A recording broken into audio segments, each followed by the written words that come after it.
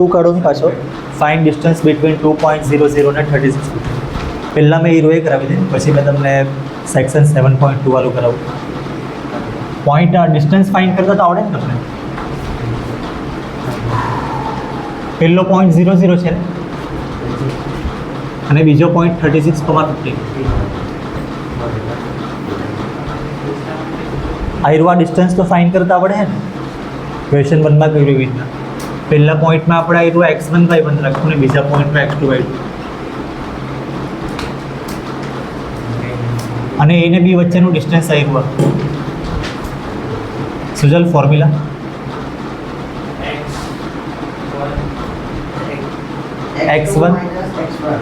x1 minus x2 કરે તો બી કંઈ નહીં, પણ આપણે દર વખતે છે ને x2 માઇનસ x1 જ કરીએ, તો હમણાં બી મેં હીરો જ કર્યું. અને આ બાજુ y2 માઇનસ y1. શ્રેય હવે અગાડી હું આવું 36 bracket 36 minus 0 bracket square plus બસ તું જરા ખાતે ખાતે બોલ નહીં, પહેલા બોલવાની છે બોલ. 15 माइनस 0 ब्रैकेट स्क्वायर. હવે अब 36 स्क्वायर प्लस 15 स्क्वायर. આ 36 ને બ્રેકેટમાં લખે તો ચાલે કેમ જ બી ચાલે एमएच ને? જો -36 હતા ને તો બ્રેકેટમાં લખते, +36 છે એટલે એમ જ બી ચાલી જાય. હવે 36નો સ્ક્વેર તમારે કરવા પડે નોટબુકમાં, એમને કહેતા કે આ નહીં લખાવલો. 36 × 36 કરો બધાએ યસ તું તારે નહીં કરવાનું ભલે બોલ. હા 1296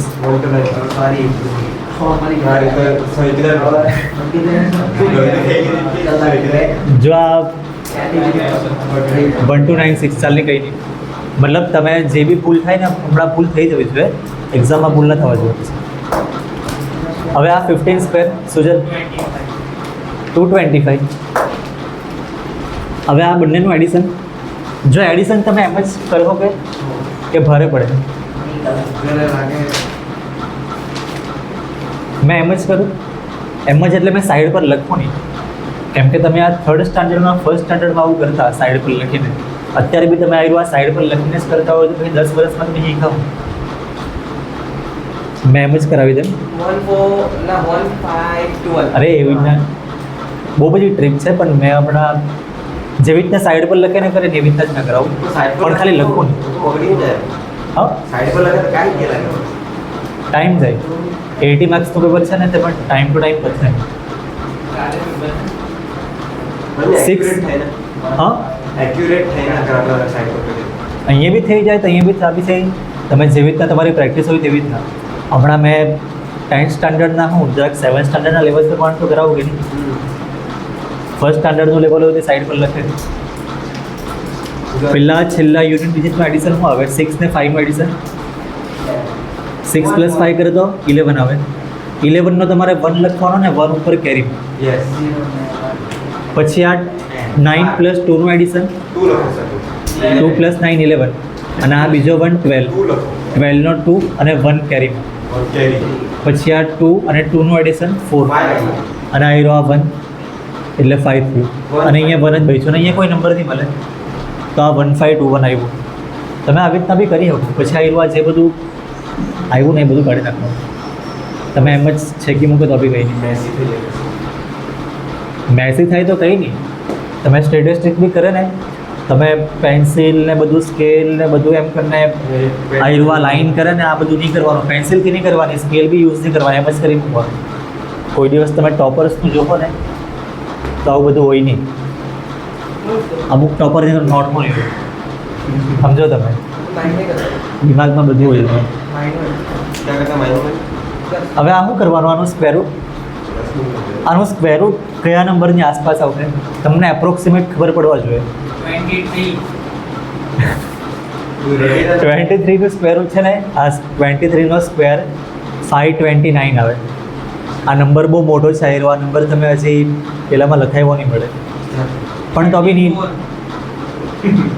તો આન્સર જ આન્સર નહીં આપ્યા કે થોડુંક લોજિક 39 આ એ logic તમે इसमें लेसेस ऑफ 40 તમને આયરો આ લખાવેલું હતું 30 નો સ્ક્વેર 900 અને 40 નો સ્ક્વેર કેટલો હતો 1600. यस તો 900 ને 1600 ના વચમાં આયરો આ નંબર આવી જાય यस અને આ 900 છે ને આ 1600 તેના વચમાં 1500 આવી જાય ને 1500 થોડોક આ બાજુ અહીંયા આવે 1521 તો 40 ના નજીક નજીક આવે નંબર 40 કરતાં થોડોક ઓછો આવે 39 હોઈ શકે ચેક કરો તમે हाँ सर 39 મલ્ટીપ્લાય 39 ચેક કરો યસ તારે નહીં કરવાનું 39 મલ્ટીપ્લાય 39 કરો આયરો આવી ગયા છે આયરો આવી જાય જો તો બી તમારો નહીં આવતો હોય ને તો મેં અહીંયા બધી વસ્તુ મને ખબર છે તમારું મલ્ટીપ્લાય નથી આવતું તો બી મેં અહીંયા કરાવવાની ब्रो सर डायरेक्ट નહીં ઊભી રહી જો આ બધી વસ્તુ દર વખત છે ને ઊભી રહેવા કે વેઇટ થાય આવું નહીં થાય અને વેઇટ નહીં થાય તો શું કરવું તમે એવું કહો કે આ ટીચર નહીં ભણાવી આગળ તમને છે ને જે બી હોમવર્ક આપે ને એ તમે શાંતિથી ટાઈમ લઈને કરો તમે કોપી કરો તો એ તમે ટીચર્સ કોપી કરવા સારું કહે નહીં એટલે તમે ટાઈમ લઈને કરે ને તો આમાં ભૂલ નહીં થાય ધીમે ધીમે 1.1 આવી ગયો હમણાં મેં આયરવા 39 લખી દઉં તો આયરવા જો આ બેનું ડિસ્ટન્સ ફાઇન્ડ કરવાનું ડિસ્ટન્સ ફાઇન્ડ થઈ ગયું છે હવે જુઓ પેલું સેક્શન 7.2 વાળું જુઓ ને જે ટેક્સ્ટ બુકમાં લખેલું છે ને સેક્શન 7.2 માં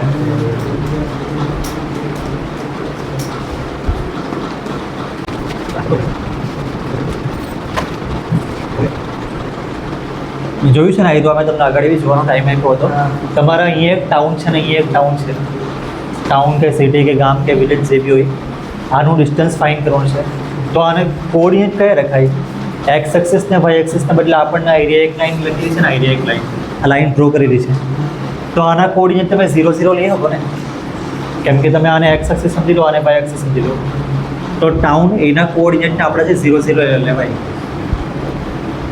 આઈરવા તમારે ડ્રો નહીં કરવાનું મળે પણ મેં ખાલી તમને સમજાવી દઉં ઓરિજિન જેવું છે ને અને આના કોઓર્ડિનેટ કયા રખાય આઈરવા ડિસ્ટન્સ 36 છે ને 36 કિલોમીટર છે જો અહીંયા ડિસ્ટન્સ 1 હોય તો 1 આવે અહીંયા 2 હોય તો અહીંયા 2 લખાય 3 હોય તો 3 લખાય આ બાજુ અને 36 હોય તો અહીંયા નંબર આવે 36 અને આઈરવા 15 છે ને આટલું ઉપર એટલે અહીંયા 1 હોય 2 3 4 5 અને અહીંયા ઉપર 15 નંબર આવે તો આ પોઈન્ટના કોઓર્ડિનેટ કયા આવે પહેલાં એક્સ કોઓર્ડિનેટ એટલે આઈરવા એક્સ એક્સિસ છે ને આઈરવા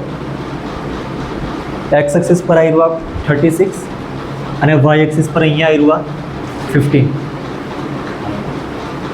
તો ટાઉન બીના કોઓર્ડિનેટના આઈરવા લખાય એટલે જે છે ને તે જ આપણા જે કોઓર્ડિનેટ લખેલા છે જ એટલે હવે આપણે આખું ફાઇન્ડ નહીં કરવાનું એટલે આ ખાલી તમારે સમજવાનું હતું આ તમારે ડ્રો નથી કરવાનું મેં ખાલી અમુક 2-4 સેન્ટેન્સ લખી દઉં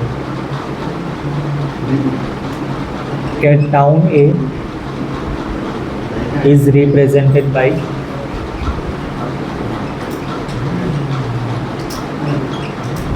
.00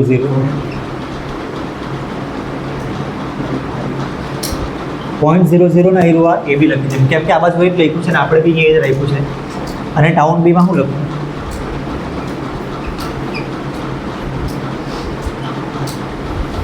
હવે આ એરવા લખી દઉં રિપ્રેઝેન્ટેડ બાય પોઈન્ટ બી આના કોઓર્ડિનેટ 36,50 હવે આપણે શું કરવાનું છે આગળ બે ટાઉન વચ્ચેનું ડિસ્ટન્સ ફાઇન્ડ કરવાનું લખ્યું છે ને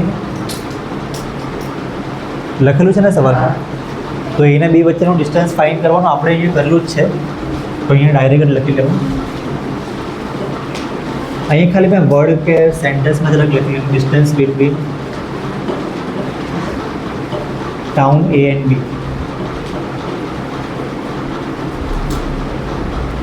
is AB AB is equal to answer આપણો આવેલો જ છે ને કેટલો આવેલો છે આન્સર 39 પણ અહીંયા 39 સેન્ટીમીટર કે મીટર કે એવું કંઈ ખબર નહીં મળે અહીંયા આપણે 39 યુનિટ લખવું ને આ બાજુ 39 શું છે તમને અહીંયા પેલામાં લખેલું છે ને 36 કિલોમીટર આ 15 કિલોમીટર લખેલું છે ને તો આ રહ્યું 39 કિલોમીટર એટલે અહીંયા ખાલી તમે કિલોમીટર લખી દેજો બસ તો આવ્યું છે લખી લો આ તમારે ડ્રો નહીં કરવાનું ભલે